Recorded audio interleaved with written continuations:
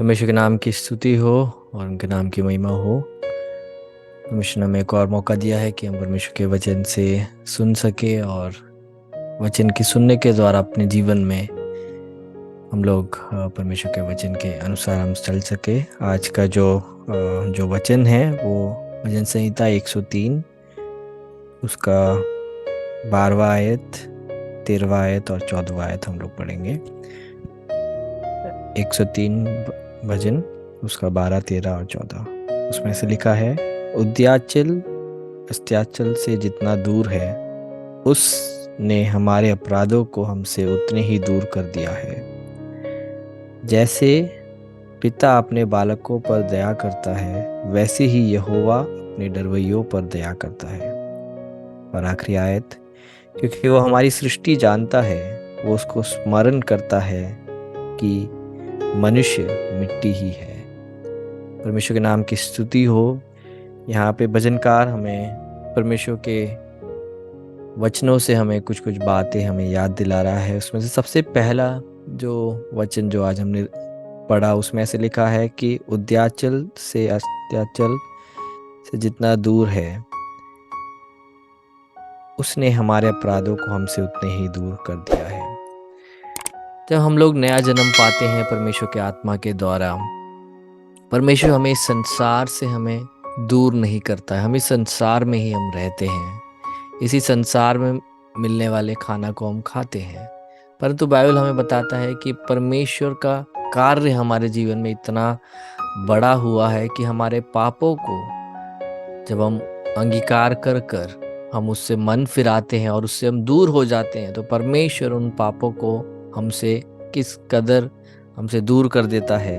जैसे पूरब से लेकर पश्चिम जितनी दूर है, उतनी ही दूर परमेश्वर हमारे पापों को हमसे कर देता है। परंतु ये बहुत ही अजीब बात है कि परमेश्वर जब हमसे इस पापों का लेखा जोखा हमसे दूर कर देता है और इस पापों को भी हमसे दूर कर देता है, हमारा ये शरीर है जो फिर से उसके पीछे जाने की इच्छा करता है। और काफ़ी बार इस इच्छा को हम परमेश्वर के सामर्थ्य से हम जीत नहीं पाते हैं, इसलिए हम देखते हैं मसीही लोग भी पाप में फिर गिर जाते हैं। परंतु बाइबल में परमेश्वर का वचन ये बता रहा है कि परमेश्वर उसको हमसे दूर कर देता है। इस कदर दूर कर देता है कि वो फिर से मिल ना सके। परंतु हम मनुष्य फिर से उन चीज़ों के पीछे हम जाने लगते हैं। परंतु आज वचन के द्वारा हमें सीखना है कि परमेश्वर ने जिन चीज़ों को अलग कर दिया है, परमेश्वर ने जिन चीज़ों को हमसे दूर कर दिया है, उसके पीछे हम फिर से ना जाएं, क्योंकि परमेश्वर की इच्छा है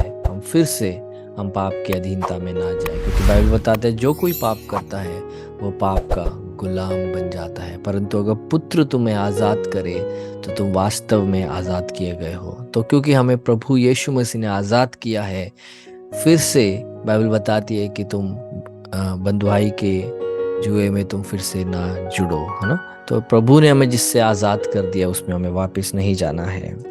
इसमें लिखा है जैसे पिता अपने बालकों पर दया करता है, वैसे ही यहोवा अपने डरवैयों पर दया करता है। यहाँ पे परमेश्वर के हृदय को एक अच्छे एक पिता के समान जोड़कर यहाँ पे भजनकार हमें बताता है कि जैसे एक पिता, अगर आप देखोगे पिता के करुणा को बाइबल हमारे सामने लेकर आता है।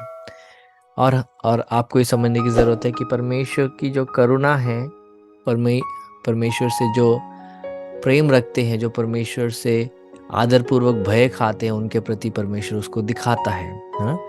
तो परमेश्वर का जो प्रेम है, परमेश्वर की जो करुणा है, वो सिर्फ परमेश्वर के अंदर ही नहीं है, परंतु परमेश्वर उसको व्यक्त करता है। और हमारा जो परमेश्वर है अपने प्रेम को व्यक्त करने से कभी पीछे नहीं हटता, अपनी करुणा को दिखाने से कभी पीछे नहीं हटता, अपने अपने सामर्थ्य को प्रकट करने से कभी पीछे नहीं हटता। तो अपने आप को प्रकट करने वाला परमेश्वर और जो अपनी खूबियों को अपने प्रेम करने वालों के ऊपर न्योछावर करने वाला है हमारा परमेश्वर। तो यहाँ पे लिखा है जैसे पिता अपने बालकों पर दया करता है ना? पिता के दया करने के एक स्वभाव को यहाँ पे अलग करके दिखाया गया है, वैसे ही यहोवा अपने डरवैयों पर दया करता है। तो परमेश्वर का जो जो दया है वो अपने लोगों के प्रति परमेश्वर अलग से उसको दिखाता है। और हम सब इसके गवाह है कि परमेश्वर ने अपने दया को हमारी ओर दिखाया है। अगर उनकी दया अगर हमारे ऊपर नहीं की जाती मेरे प्रियो, तो आज हम लोग जीवितों के देश में नहीं होते, आज हम लोग जिंदा नहीं होते, परंतु उनका दया हमारे प्रति रहा और उन्होंने अपने दया को हमारे पर व्यक्त करा। और परमेश्वर क्यों ऐसे करता है? क्यों परमेश्वर को अपना दया अपने लोगों के ऊपर व्यक्त करना है? क्योंकि बाइबल बताती है, क्योंकि वो हमारी सृष्टि जानता है और उसको स्मरण रहता है कि मनुष्य मिट्टी ही है। हम जितने भी हम आगे निकल जाए अपने मन में, ये संसार जितने भी तौर तरीकों से प्रभु से अलग एक जीवन व्यतीत करने को कोशिश करे, तो भी परमेश्वर के मन में आज भी वो तो इस मिट्टी को अहंकार करने के लिए क्या है, इस मिट्टी ने खुद क्या कमाया है, इस मिट्टी ने खुद ऐसा क्या करा है जिससे मिट्टी अपने कुम्हार से बोल सके कि तुझे मेरे ऊपर क्या हक, मैं जैसा हूँ मैं वैसा खुद ही हूँ, मैं आगे भी बढ़ सकता हूँ। नहीं, हमें ये समझना है मेरे प्रियो कि प्रभु ने हमें बनाया है और प्रभु आज भी याद रखता है कि हम सिर्फ मिट्टी हैं, परंतु वो हमारे मिट्टी होने के बावजूद वो हमसे प्रेम अपने दिखाता है। उसका प्रेम इतना महान है मेरे प्रियो कि हम काफ़ी बार हम लोग अचंभे में पड़ जाते हैं कि प्रभु आपको हमसे प्रेम करने के लिए ऐसी क्या खूबी है जो आपने हमारे अंदर देखी। और बाइबल बताता है कि हम में कोई खूबी नहीं थी, हम प्रेम के योग्य भी नहीं थे, परंतु परमेश्वर ने अपने प्रेम को हमारे प्रति दिखाया, मसीह यीशु को भेजा और मसीह यीशु के काल्वरी क्रूस की मृत्यु के द्वारा परमेश्वर ने इस मिट्टी के प्रति, ये मिट्टी जिसकी कोई अहमियत नहीं थी, ये मिट्टी जिसको नाश की ओर ही जाना था, उसी मिट्टी को परमेश्वर ने अपने करुणा दिखाकर अपने असीम सामर्थ्य और प्रेम के द्वारा उस मिट्टी को मोल ले लिया अपने लहू के द्वारा। आज हम जब परमेश्वर की उपस्थिति में हैं, हमें भी इस बात के बोध में चलना है कि हम सिर्फ मिट्टी हैं, हमें कुछ बड़ाई नहीं है, हमारे पास जो भी है वो सब प्रभु की देन है।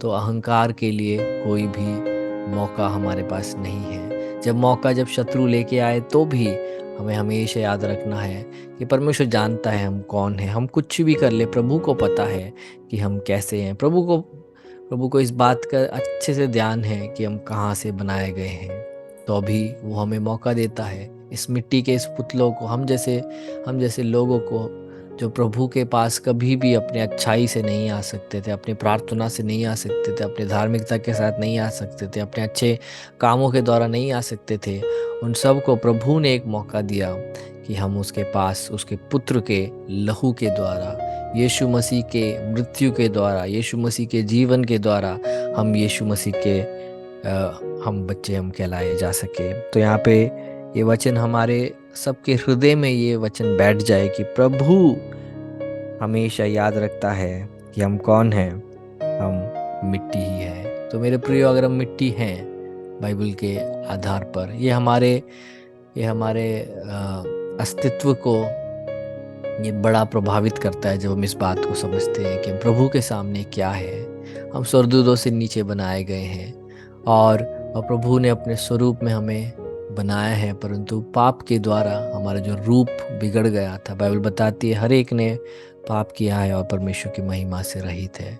परमेश्वर ने तब भी अपने आप को हमारे लिए कुर्बान होने दिया। और मेरे प्रियो, ये बात हमें इसको और गहराई में हमें लेके जाता है कि जब प्रभु ने इतना कुछ किया है और प्रभु ने हमें अलग कर दिया है अब इस संसारिक चीज़ों से, तो हमें वापस उसमें नहीं जाना है। हमें एक नए मनुष्य का एक जीवन जीना है जिसकी इच्छाएं, जिसकी प्रार्थनाएं और जिसका लेन देन, जिसका सोच, हर चीज़ परमेश्वर की ओर ही है। इसलिए मेरे प्रियो, आज हम अपने आप को हम परमेश्वर के सामने नम्र करें, हम प्रार्थना करें कि परमेश्वर, मैं मिट्टी ही हूँ और मैं आपके सम्मुख मैं अपने आप को समर्पित करता हूँ।